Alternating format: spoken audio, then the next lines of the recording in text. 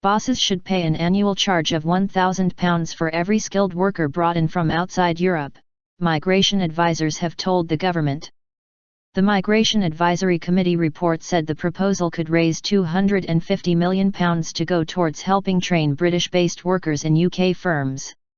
It also suggested raising the minimum salary threshold for skilled workers coming to the UK by £9,200 to £30,000. Ministers are concerned about the rising number of Tier 2 migrants. They are also concerned about companies' reliance on them to fill shortages in the labour market. As such, the government asked the Migration Advisory Committee, the independent public body which advises it on migration issues, to investigate possible changes to Tier 2 visa requirements. Currently, those wanting to work in the UK must be offered a starting salary of £20,800. There are some higher thresholds specific to individual roles. In 2014, 151,000 skilled workers and their dependents arrived in the UK or were allowed to stay on. The committee said raising the salary threshold to £30,000 would have excluded almost 28,000 people in 2014, or about 18% of the total. The committee strongly supports the introduction of the so-called immigration skills charge to incentivize employers to reduce their reliance on migrant workers and encourage them to invest in training British workers. The committee also recommends tightening the rules on intra-company transfers, overseas staff working for the same company in the UK, which have risen very rapidly in recent years.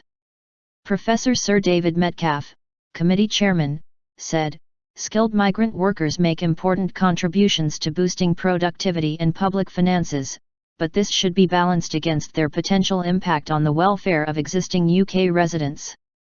Raising the cost of employing skilled migrants via higher pay thresholds, and the introduction of an immigration skills charge, should lead to greater investment in UK employees and reduce the use of migrant labour. Businesses should be content that £30,000 was a reasonable figure and the £1,000 charge would be put back into good UK firms, such as Rolls-Royce," he told BBC's World at 1. Skills shortages. Neil Carberry, of the business lobby group, CBI, said businesses agreed that training British-based people to do jobs where there were shortages was the long-term solution.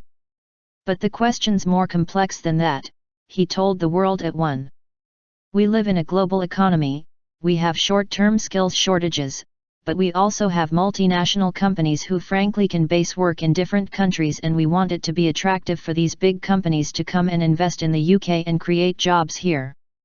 The immigration skills charge is separate to the apprenticeship levy, due to be enforced in April 2017, which is payable by all medium and large companies.